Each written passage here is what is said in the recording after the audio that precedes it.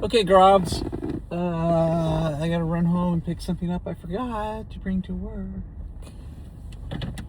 So that gives me a chance to yell at you guys some more. Which is it a pleasure? It's a bit of a pleasure. Something I enjoy. It's a hobby. Yelling at you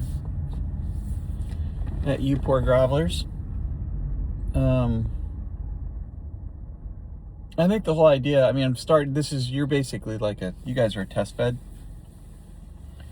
I basically want people to enjoy their lives. I don't want them to spend waste a bunch of time trying to change their golf swings. And I'm starting with you guys to see if I can talk people out of trying to change their golf swings so that ultimately the entire golf population, if I can create a movement, a revolution centered around having super low expectations and not trying to, and keeping your sights don't aspire to greatness. Aspire to something just short of mediocrity, and you'll be a lot happier. That's the whole idea behind it. So you guys are the test group, and then hopefully we can start something bigger and better, using you guys kind of as the seed, the inspiration to not achieve. That's kind of the vision I have for this whole project. Okay, so let's talk about the actual mechanics a little bit. Let's talk about the spiral. I call it the spiral. You guys know I have all my own jargon I use. The spiral would be, if you're just going to isolate the different movements, because I think that's really the best way to build the golf swing, is to kind of work from the radius of the club. You're trying to control the radius of the club head. That's your ultimate goal.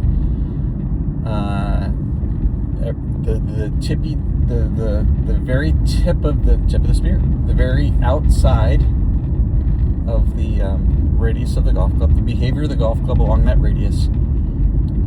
It's only controlling that radius and the orientation of the club head on the end of that radius, on the outside of that radius, that allows you to strike the ball and control what the golf ball is doing, right? So that's essentially your goal. And so you need to work backwards into the rest of the movements if you want to build the foundation of a good, repeatable golf swing. So the first one, we're just looking at the wrist alignments, right? So a good exercise for you guys to start doing, assuming you can do it correctly, which is a huge assumption. That's a huge leap of faith. But a good way to start trying to figure out how all this stuff works is to see if you can make the movements in isolation. So in other words, can you sit in your address position and then just kind of stand up straight and kind of look at what your hands are doing? And can you make an entire golf swing only with your hands? Now that doesn't mean actually moving the golf club along the entire length of the radius you would if you were using all the other parts. I'm saying if you couldn't move anything but your hands, right? Could you make a golf swing? Right? It's not going to look like a golf swing. The club head's not going to move far enough. It's going to look completely foreign to a golf swing. All you're doing is moving your wrist alignment. So in other words, can you sit there and go, okay, let's use the P system. Can you sit there and go P1, P2, P3, P4, P5, P6, P7, P8, right? P9. Can you do that just with your wrists? Right? Can you spiral the golf club around? And can you list off the different positions in the golf swing where you would use those wrist alignments? Right? And it's going to end up looking somewhat like a spiral, kind of like that. That's what the shaft's going to be doing in front of you, something along those lines. And if you can do that well, then you could go to the next step, which is to then start to look at what the arms are doing, right? So you're spiraling the wrists, and then you're going to start to hinge the arms or wave the arms, which will encompass some amount of movement at where the left arm enters the shoulder, so your shoulder joint. It will also involve the right shoulder joint and the right elbow, right? Because the right elbow is going to bend. And ultimately, at the end of the golf swing, the left elbow, right? So can you then start to move the arms? Now, I don't necessarily want you to try to learn to use the arms independent of the wrist. So you have to build from the inside or from the outside in. So once you learn how to move the spiral correctly, then you would move the arms, wave the arms and the spiral. So you'd wave the spiral, right? There's impact right there. There's kind of releasing through the ball, moving into P8. But there's impact. So there's your address position, but there's impact, right? So being able to do that type of thing, building the spiral into the wave, waving the spiral, and now you're starting to get to the critical junction where the arms are now, the arm swing and the hands are now starting to interact with what essentially your torso, your spine is doing, right? And that's kind of that's the bridge, right? Where the arms start to interact with the pivot, arms and hands interact with the pivot. That's kind of the bridge. That's where the majority of your motor pattern lives. And that's the thing that you need to be able to do consistently well. Ultimately, to hit different golf shots, you're going to have to change the way your pivot moves on command. But the relationship between the arms/hands and the pivot, that is a thing that is very sticky in the motor pattern, right? So to give you the real world example is, and again, I've touched on this before. I've done more than touch on this before. I've beat this to death, but you need to be able to develop a swing system where all the parts are talking to each other in a cohesive way.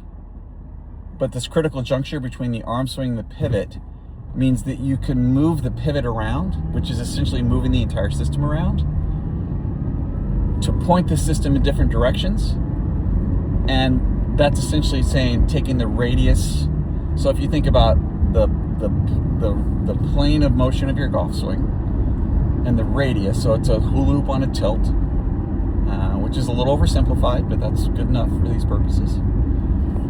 And be able to deliver the bottom of that hula hoop with a different angle of attack and a different direction in terms of the plane of motion. i.e., can you make your path more to the right and more shallow?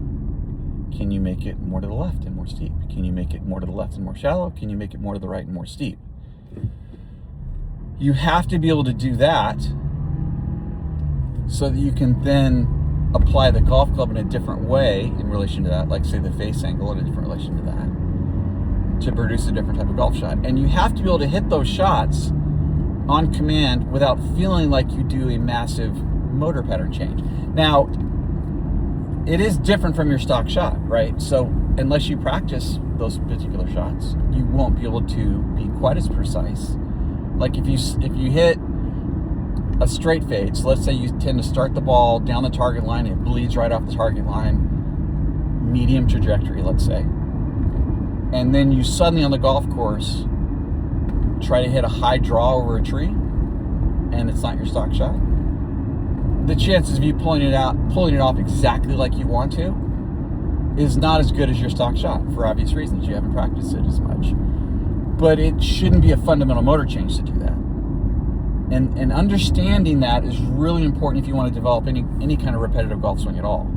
Because that insight is telling you a lot about how the golf swing actually works. But I'm not a tour player, and I can go out there and I think that I put a video up that I made for another guy it was called Radius Control or Radius something Part 1, Part 2. I just put them up like a couple days ago. They're there somewhere. Where you can just make divots in different directions on different locations in the ground. And when I'm going through that exercise, I'm just on the backswing. I'm swinging the club back and forth, and on each backswing, as I swing the club black, I'm just picking a different spot arbitrarily on the ground to land the club, right? And those don't feel like motor pattern changes to me. Does it feel normal, slightly different from my stock shot? Sure. Does it feel like a fundamentally different golf swing? No, it feels the same. It's the same exact golf swing. Where it counts, it's the same golf swing. So in order for you to start to develop, and any tour pro is going to play golf that way, right? And it has a lot to do with, I mean, one way to define that phenomenon would be that because you built your golf swing the right way, you can move the system around and change the orientation and impact because you have club head awareness, right? So it always goes out to the club head. You can manipulate what the club head's doing coming into the ball. Now, you can't learn to do that unless you build the system the right way. Like for people that don't know what they're doing, that they're kind of, let's say you're a 4 handicap or something. Most people go, oh, that's amazing. I think that guy can play. It's like, no, he can't. He can hit a reasonably functional shot, somewhat dependable, get around the golf course, break 80 most of the time probably at the local muni, but that he can't like hit different shots on command, right? Because he's got kind of one stock motion, and because he hasn't built it in a fundamentally sound way. If you ask him to change it up, like if I say, yeah, your path's pretty neutral, you hit a pretty straight shot, pretty good, like just stand normal, and maybe you can move the ball back and cheat it a little bit this way, but like swing your path 10 degrees to the right and just push the ball, take your 8-iron and hit 25 yards right at target. Just hit a straight push for me. You'd look like, well, I haven't practiced. I don't know how to. Well, why? Because you really don't have command of your golf swing. You haven't put it together in a way, the way a tour pro would, right? And tour pros don't even know how they've done this, right? They just start playing when they're kids, and they just start hitting different shots when they're kids, and this just develops over time naturally. And that's why tour pros can shoot 66, but they're not necessarily good teachers. They don't understand exactly how they did it. But if you want to develop your golf swing to function more like theirs, you have to understand how they did it, because otherwise, what is your pathway to try to get there? You don't know, right? So you have to understand how the system works, and the system works such that if you have an understanding of how the wrists spiral the club, how the arms wave and pitch the club, how that arm and wrist assembly and club assembly, how it interacts with the pivot, and then you can change the orientation of the pivot to deliver the functional swing plane and the bottom of the radius in a different location of the ground, go in a different direction, and then you can manipulate the face to do that, or to create the shot you're trying to hit. Like if you wanted, you can point your path 8 degrees to the right, and then you can get the club face more close by impact, and you can get a hit a draw that starts to the right.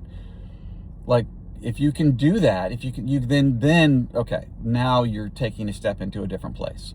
Right now you're really starting to. You may not be as good as a tour pro, but you've built a golf swing in the same way that a tour pro has naturally done it. Right. So, and that's going to be, as slow as the process is going to be, that's going to be that's your quickest option to get to that level. And especially even if you don't actually ever make it to that level, to make as much progress as you possibly can, as quickly as you possibly can, that is the answer, right? Because then you don't have to go backwards. Then you don't have to get to a certain place and realize, okay, I got to re-engineer my entire golf swing just to make a little bit of progress. Your progress will be more steady because you're building on a solid foundation. That's really what it comes down to. So that's another. That's some more information about kind of your strategy in terms of doing this. And then again, I have to maybe be a little more clear with what I mean by those. Like, what are the actual mechanics to doing that stuff? But and I will try to do that whenever I can. But again, that's just to wrap your head around it the correct way. Okay, and then we can progress from there. Some of us can. One of you can. All right, see you guys later.